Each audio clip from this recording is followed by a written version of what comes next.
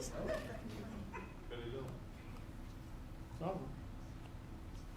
this working all right? Better? I don't want to hold it up here. I'll just talk loud.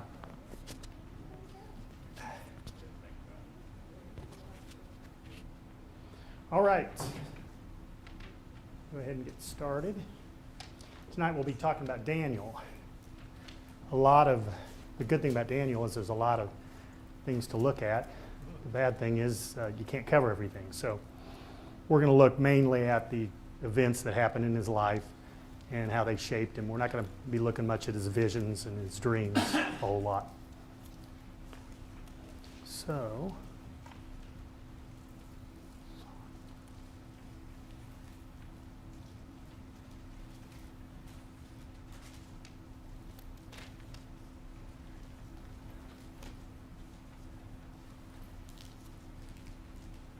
all right. So first of all, just a little background. Daniel, the name Daniel means God is my judge. And I think Daniel pretty much lived up to his name. He lived his life knowing that God was judging him, and he knew what God wanted him to do. And I don't remember anywhere in Daniel talking about him doing wrong, or I'm sure he did at times, but there's not a mention like we see about, like we talked about Josiah earlier, about how at the end of his life he did wrong. I don't see that in Daniel. So, a little background. Jehoiakim is the king of Judah at the time that Nebuchadnezzar besieges Jerusalem. And we're going to go ahead and start off there. I'm going to have Luke read Daniel. So open up your books to Daniel. First chapter, verses 1 through 7. In the 3rd year of the reign of Jehoiakim, king of Judah, Nebuchadnezzar, king of Babylon, came to Jerusalem and besieged it. And the Lord gave Jehoiakim, king of Judah, into his hand, with some of the vessels of the house of God. And he brought them to the land of Shinar, to the house of his God. And he placed the vessels in the treasury of his God. Then the king commanded Ashpenaz, his chief eunuch, to bring some of the people of Israel, both of the royal family and of the nobility, youths without blemish, of good appearance, and skillful in all wisdom, endowed with knowledge, understanding, learning, and competent to stand in the king's palace, and to teach them the literature and the language of the Chaldeans. The king assigned them a daily portion of the food that the king ate, and of the wine that he drank. They were to be educated for 3 years, and at the end of that time they were to stand before the king. Among these were Daniel, Hananiah, Mishael, and Azariah of the tribe of Judah. And the chief of the eunuchs gave them names. Daniel he called Belteshazzar, Hananiah he called Shadrach, Mishael he called Meshach, and Azariah he called Abednego. Okay. So first off, there was these qualifications that he wanted, that the king wanted of the young men he would take. What were those qualifications? Anybody?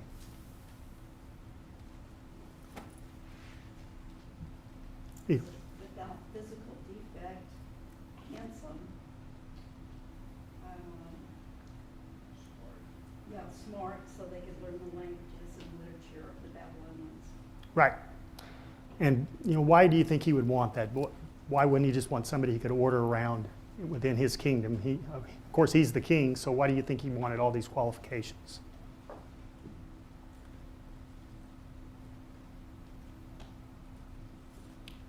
They were going to be close to him in his service, so maybe he wanted smart people around him. Right, and exactly, they could use it to his advantage too, where he wasn't intimidated since he's the ruler, and as we see later, he does use Daniel to his advantage when he has him interpret his dream. So this was of benefit to him if he had the best of the best. So we see the 4 from the sons of Judah were selected into the kingdom.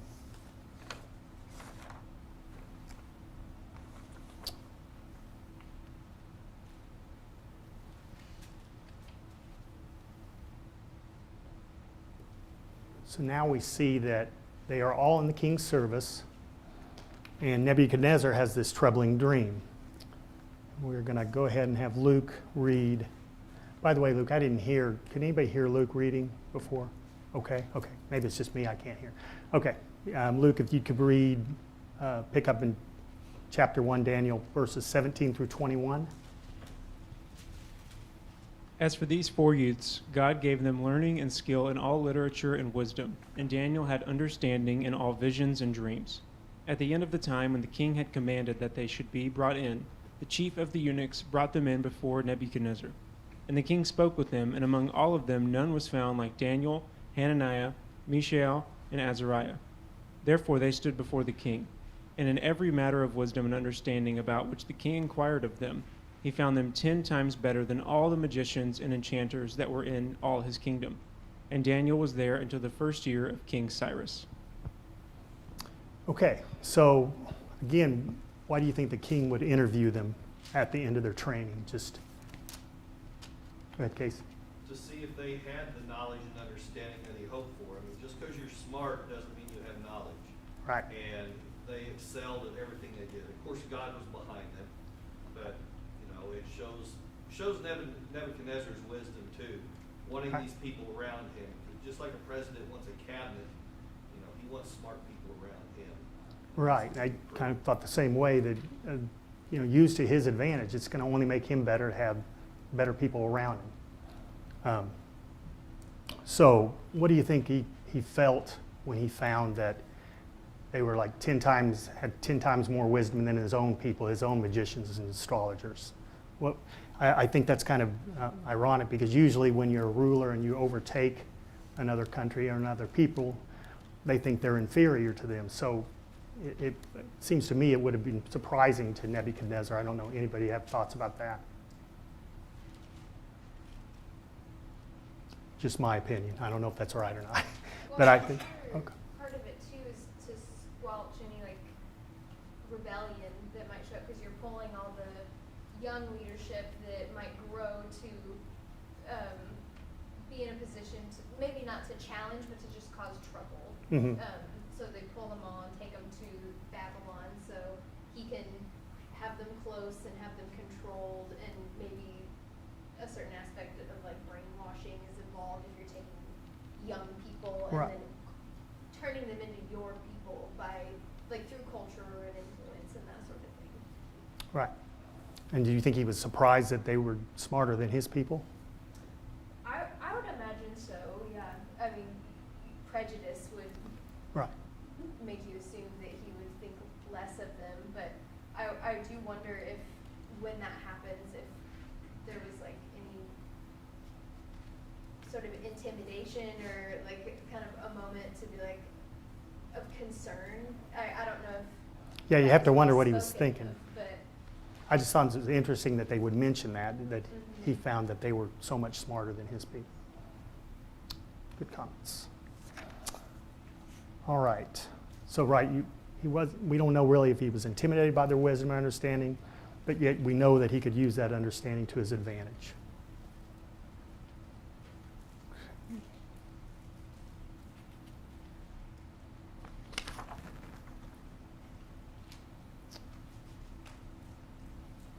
Okay, so now we set the stage for the troubling dream that Nebuchadnezzar has. We're going to pick up in the 2nd chapter, and Luke, I'll have you read verses 1 through 5. In the 2nd year of the reign of Nebuchadnezzar, Nebuchadnezzar had dreams. His spirit was troubled, and his sleep left him.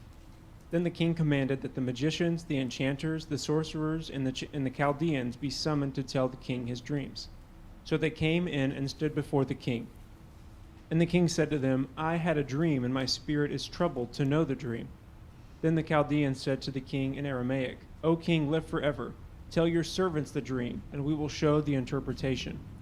The king answered and said to the Chaldeans, The word from me is firm. If you do not make known to me the dream and its interpretation, you shall be torn limb from limb, and your houses shall be laid in ruins. Okay, so we have kind of two sides here. We have a disconnect between the king and his magicians and astrologers. So, I kind of see the points on both sides, but somebody kind of give me an idea of why there is a a problem between the two? I mean, obviously we know there's a problem, but why? What are the two sides thinking? Peter? God's not with his sorcerers, and so they aren't able to know what the dream is. And they know they won't know it. Right, they understand. Their point of view is if you don't tell us the dream, how are we going to interpret it for you? And then what is the king thinking on his side? Tell me the dream. I'm sorry? Tell me the dream and the interpretation. Right. He's saying, hey, I've got you guys here. You should be able to tell me everything. Why should I have to lay it out for you? So you kind of see both points of view there. And the king is the one in charge, so they're the ones that have the problem, the magicians and astrologers.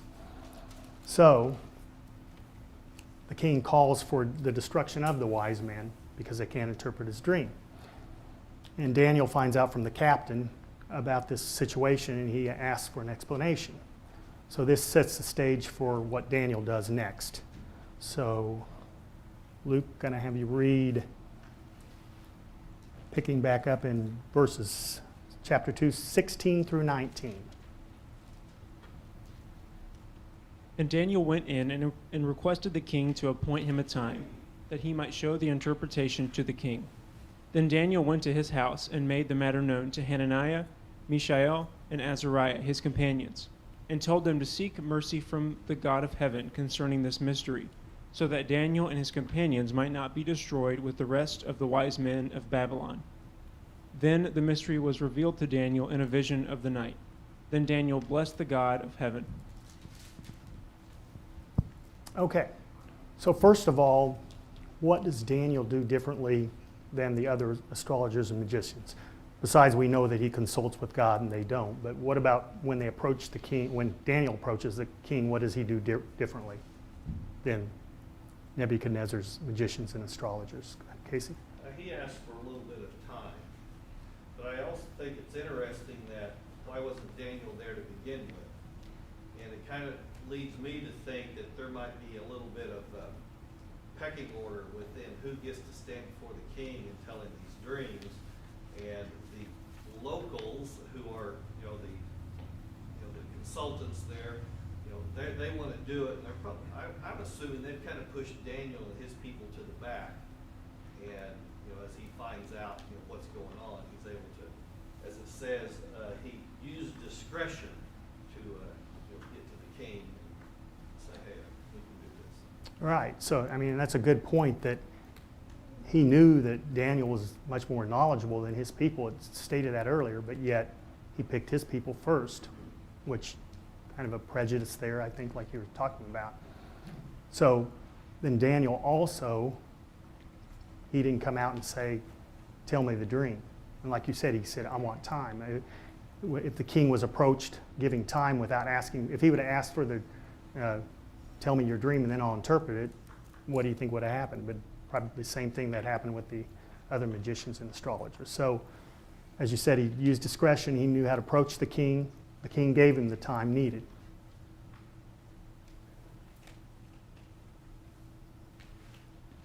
So then after that, he shares the news with Hananiah, Mishael, and Azariah. It's funny, I always know them by Shadrach, Meshach, and Abednego. And we know Daniel usually by his given name or his birth name. So, but I think it's just because of the situation that happens to them later. So how does he approach them? I thought it was interesting. We don't know exactly what was said, but we know part of what was said. We don't know everything that he said to them. But what do you think of his approach to them and what they needed to do?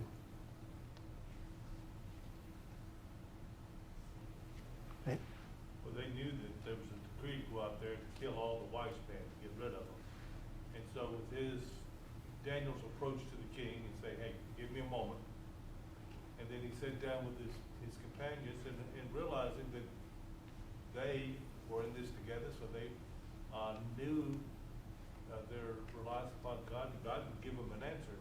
But they had to go and request it of God. And God wasn't going to just say, here it is. Right. And I feel a certain calmness with what he did too. He went to the king, did what he needed to do there. He comes back to them. he states, like you said, we have to have God and all of them together. He could have come back and just said, we're in deep trouble. This is what's going to happen to us if we don't do something about it. But he seemed to have a calmness about him to me, that he went to them and said, if we all pull together, God may have mercy upon us and give us the answer that we need. I think that's an example for us to realize that oftentimes we may request God individually, but the power of prayer for multiples Yep. is warranted. Yeah, I agree totally there. That's just a great example for us when we're in. A lot of times we depend upon ourselves too. We don't want others to know. I don't know, it could be a reason of pride, just not wanting people to know your situation. But with him, I mean, they were all in the same boat together. And a lot of times that can happen with us too. We have the same situation. And a lot of times as a congregation we'll have that and we'll pray for others. And I definitely believe in the power of prayer and when multiple people go to God. Thanks.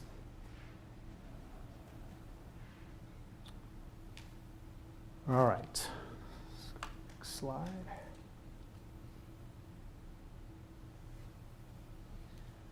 Go ahead and just bring this all up.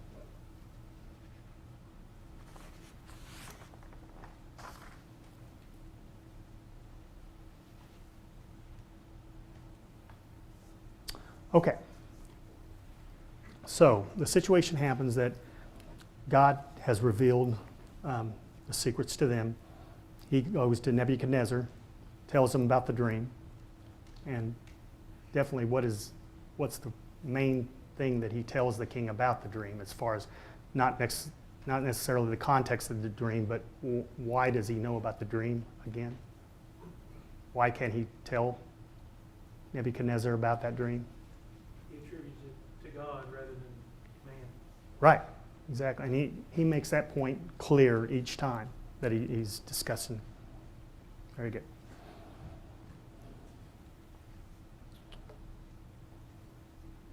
States it was revealed by God, and then we're going to pick up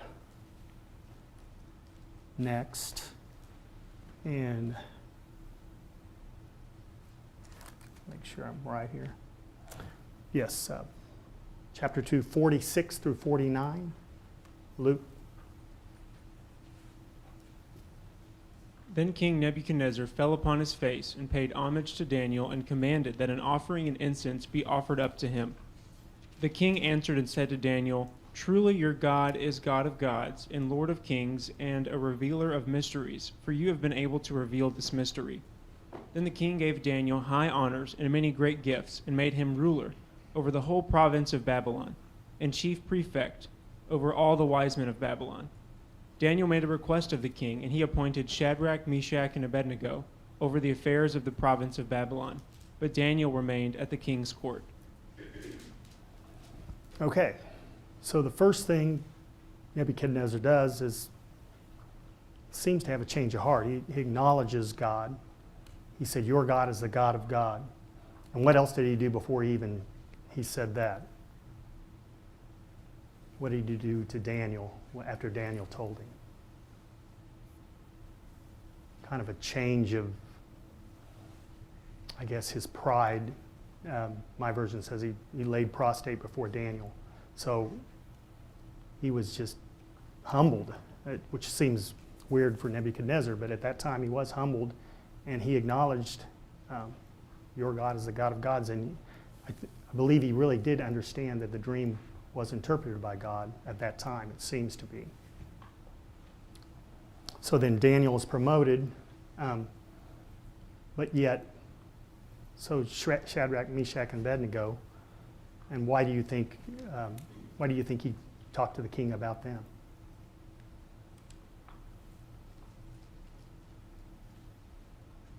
Mainly just because they were all together in this, as they went to God all together, and they should be. I think Daniel petitioned the king also so that he would know that they were also involved and that they all went to God together, not just him. Okay.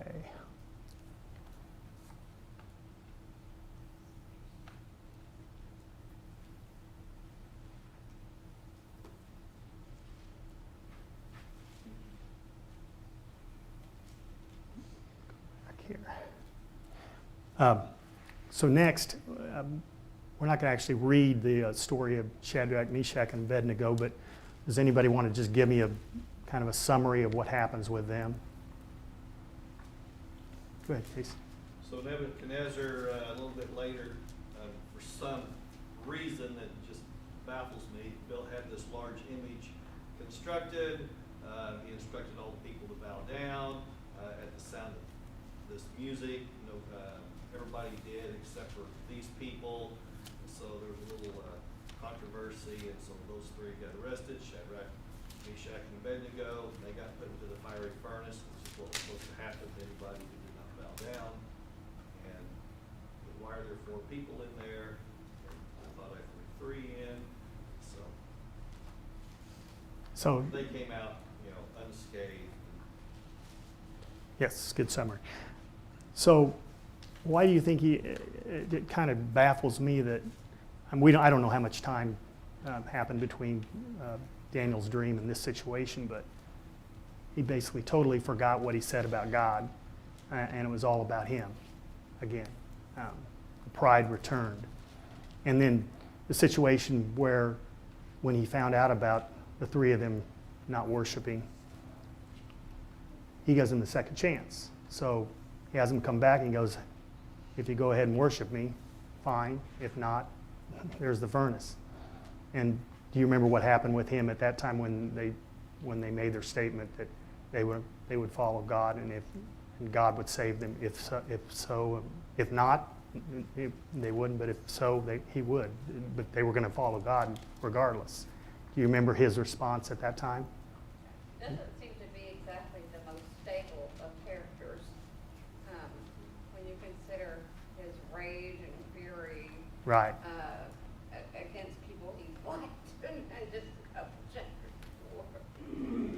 Yeah, he just became enraged when they would not follow or worship him, and he knew they were involved with Daniel before. You'd think he would understand that these were the ones that helped interpret his dream. He had totally forgotten about all that. Good point. And then another point I wanted to bring up about that situation. You think about the 4 of them and what bond that they must have had. They started out as young men being carried off to Babylon. They were the only 4 in the king's service that relied upon God, and they were all put in life and death situations. To me, that would create such a great bond. Anybody have any comments about that?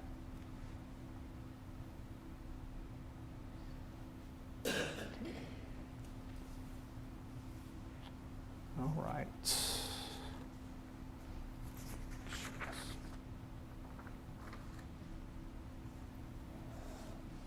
All right, so now we're going to go to the lion's den.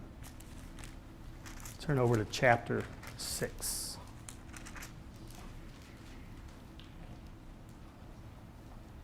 So just to set the stage for the lion's den, Daniel now has he's over other governors and satraps, and they don't like it. So they want to find fault with him to get him out of leadership. Basically, I would assume they were jealous of him being over them. But they couldn't find any fault with him. So they knew the only way they could get Daniel was if it had to be concerning the law of God. So basically, now Darius is he's the king now. To me, I believe they kind of tricked Darius, although Darius may not have been thinking at the time, just based upon what we find out about his relationship with Daniel. So basically, they go to King Darius and have him sign a decree that the people can only petition him for the next 30 days. No god or gods could be petitioned, only the king. And I guess it sounded good to the king, so he went ahead and signed that decree. So now we set the stage for what Daniel does. So I'm going to have Luke read Daniel 6, verses 10 through 23. When Daniel knew that the document had been signed, he went to his house where he had windows in his upper chamber open toward Jerusalem. He got down on his knees 3 times a day and prayed and gave thanks before his God, as he had done previously. Then these men came by agreement and found Daniel making petition and plea before his God. Then they came near and said before the king concerning the injunction, O king, did you not sign an injunction that anyone who makes petition to any god or man within 30 days, except to you, O king, shall be cast into the den of lions? The king answered and said, the thing stands fast, according to the law of the Medes and Persians, which cannot be revoked. Then they answered and said before the king, Daniel, who is one of the exiles from Judah, pays no attention to you, O king, or the injunction you have signed, but makes his petition 3 times a day. Then the king, when he heard these words, was much distressed, and set his mind to deliver Daniel. And he labored till the sun went down to rescue him. Then these men came by agreement to the king, and said to the king, Know, O king, that it is a law of the Medes and Persians that no injunction or ordinance that the king establishes can be changed. Then the king commanded, and Daniel was brought and cast into the den of lions. The king declared to Daniel, May your God, whom you serve continually, deliver you. And a stone was brought, and laid on the mouth of the den. And the king sealed it with his own signet, and with the signet of his lords, that nothing might be changed concerning Daniel. Then the king went to his palace, and spent the night fasting. No diversions were brought to him, and sleep fled from him. Then at break of day the king arose, and went in haste to the den of lions. As he came near to the den where Daniel was, he cried out in a tone of anguish. The king declared to Daniel, O Daniel, servant of the living God, has your God, whom you serve continually, been able to deliver you from the lions? Then Daniel said to the king, O king, live forever. My God sent his angel and shut the lions' mouths, and they have not harmed me because I was found blameless before him. And also before you, O king, I have done no harm. Then the king was exceedingly glad and commanded that Daniel be taken up out of the den. So Daniel was taken up out of the den, and no kind of harm was found on him, because he had trusted in his God. Okay. So I find it interesting. The first thing is when Daniel found out about the decree, what was the first thing he did? What he's done every day. I'm sorry? Same thing he's done every day, when he prayed. Exactly. And I- changed his attitude. I like the way it states, as was his custom. So he wasn't going to let anything, this written decree, keep him from what he did every day, prayed to God. And they knew that. That's how they knew they would get him in this situation.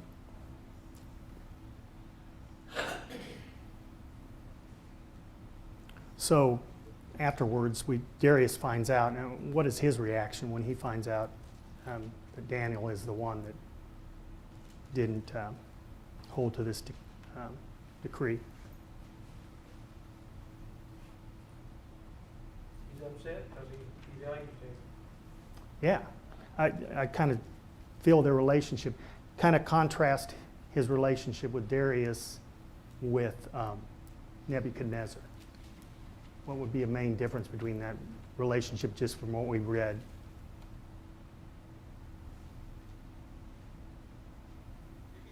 I think Nebuchadnezzar basically used Daniel to get what he wanted as far as his dream being interpreted.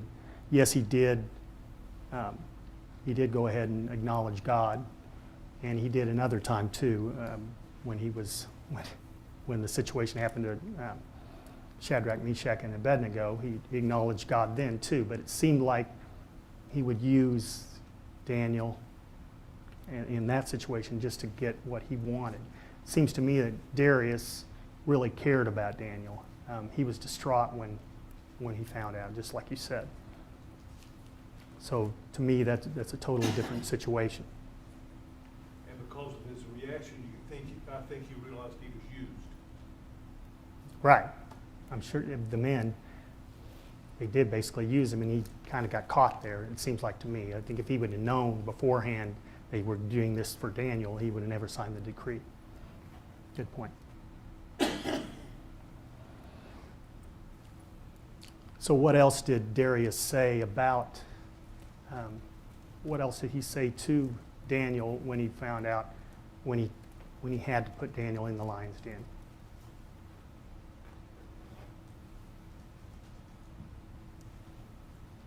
He said, your God will save you. So he did kind of spend a sleepless night, but yet he told Daniel, your God will save you.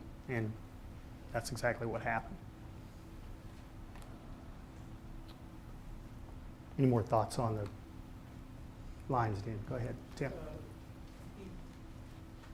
There's nothing in, like the old law that says you have to pray these certain times a day, or on your knees, or have your window open, or anything like that. So Daniel could have easily continued worshiping God and praying just in not such an obvious way, and giving them no evidence to use against him.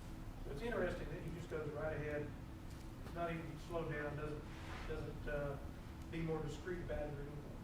Yeah, I like the phrase, as was his custom. So he did not, and that's kind of an interesting point you make, because do we sometimes, when we're faced with adversity or something, maybe do something different? Or, I don't know, when we're faced with a situation, maybe we don't proclaim God like Daniel would in that situation. I know maybe me, I'm for fear of, I don't know about retaliation or anything, but for fear of what somebody else might think.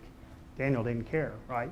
He did what he did, which shows great conviction on his part. Good point. Okay, I'm going to go ahead and read this, since we got a little time, about the Darius, his prayer, or where he honors God. I'm sorry. From verses 24 through 28, I'm going to go ahead and read in the 6th chapter. And the king gave the command, and they brought those men who had accused Daniel, and they cast them into the den of lions, them, their children, and their wives. And the lions overpowered them and broke all their bones in pieces before they ever came to the bottom of the den. Then King Darius wrote, to all peoples, nations, languages that dwell in all the earth, peace be multiplied to you. I make a decree that in every dominion of my kingdom, men must tremble and fear before the God of Daniel. For he is the living God, and steadfast forever. His kingdom is the one which shall not be destroyed, and his dominion shall endure to the end. He delivers and rescues, and he works signs and wonders in heaven and on earth, who has delivered Daniel from the power of the lions. So this Daniel prospered in the reign of Darius and in the reign of Cyrus the Persian. So again, like you were saying before, he'd been duped by these people, and they received the consequences for what they did. And I find it interesting that usually, people, when you plot like that, not always people get away with stuff like that, but a lot of times, people face consequences when they plot before God. Now maybe they didn't think they were plotting against God. They just wanted to remove Daniel from his position. But when you do something like that, you pay the price. They paid the price in this situation. I think a lot of times in our lives, sometimes we think that people get away with things, and we don't understand why. But I think we have to understand that maybe not in this life, but in the life to come, there will be a judgment for anybody that does plots against God or is very deceitful in the way that they were there. So I think we need to have feelings of knowing that, and not worrying we're not the ones that worry about the retaliation. God is the one that will judge in the end. I think that's what we always need to focus upon. All right.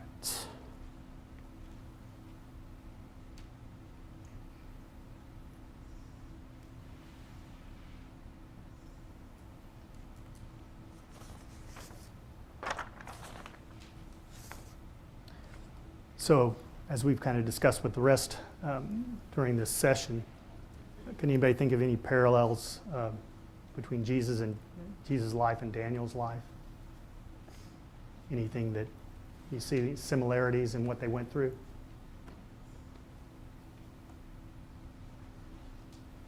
Go ahead, Jordan. I think both Daniel and Jesus teach us about the power of the comfort that you can find in prayer in your life. Daniel, before all of his big moments in his life confronting Nebuchadnezzar, he prays. When he encounters challenges, he prays. We see Jesus give us an example of the same thing. He finds strength, he finds comfort, finds solace in prayer, both, I think, psychologically, but sometimes the prayer in and of itself, just like in the story of Daniel, it reveals something to Daniel. And when Jesus is praying in the Garden of Gethsemane, angels come and minister to him. Right, and it wasn't ever for show.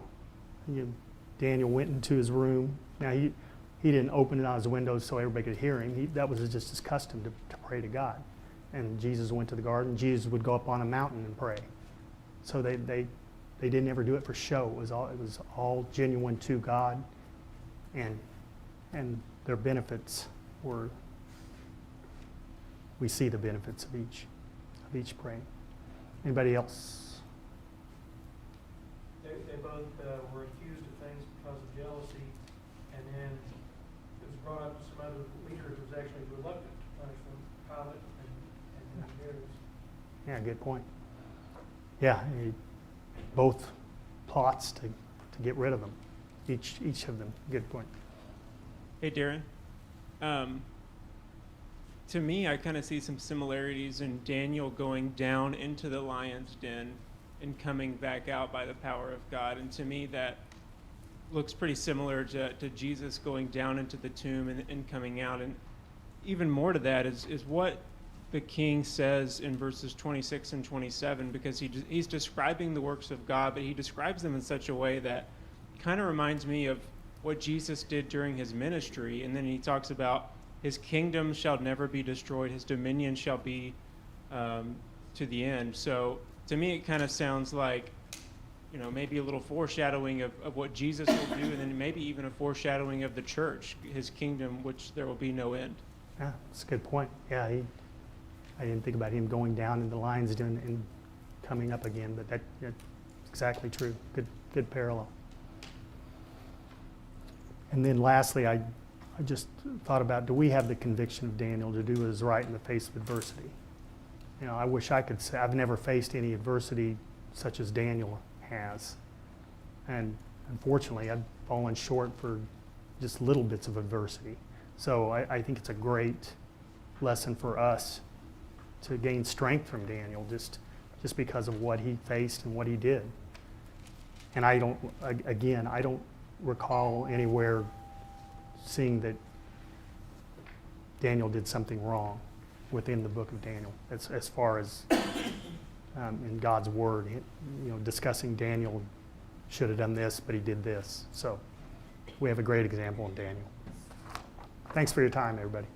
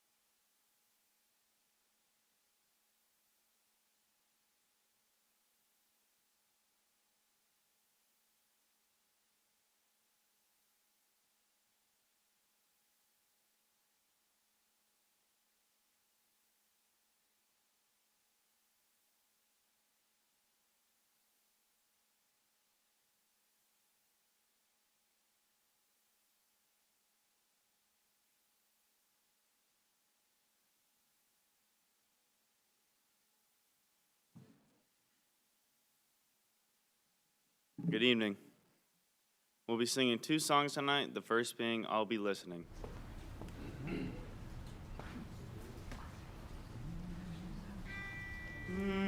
No, when the Savior calls, I will answer. When he calls for me, I will hear. When the Savior calls, I will answer. I'll be somewhere listening for my name. I'll be somewhere listening. I'll be somewhere listening. I'll be somewhere listening for my name.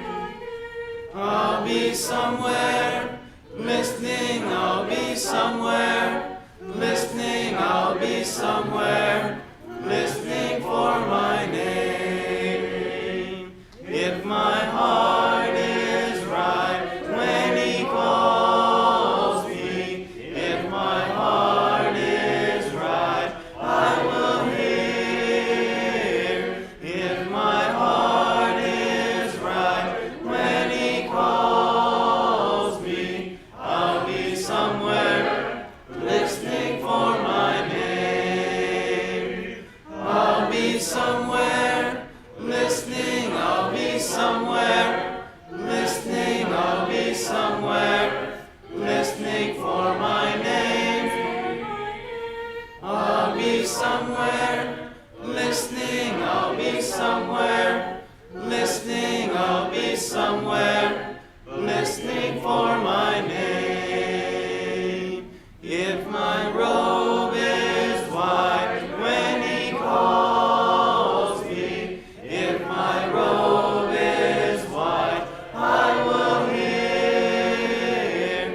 If my robe is white when he calls me, I'll be somewhere listening for my name. I'll be somewhere listening. I'll be somewhere listening. I'll be somewhere listening for my name. I'll be somewhere listening. I'll be somewhere listening. I'll be somewhere listening for my name. Second song tonight will be You Are My All in All. Though you are my strength when I am weak, you are the treasure that I seek. You are my all in all. Seeking you as a precious jewel, Lord, to give up I'd be a fool. You are my all in all. Jesus, Lamb of God.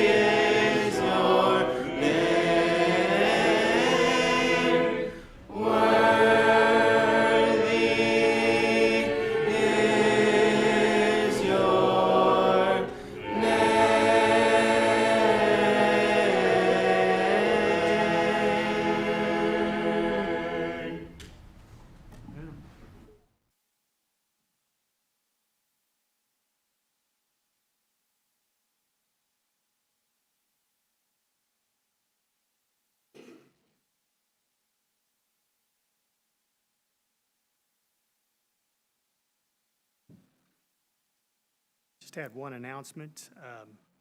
Save the date.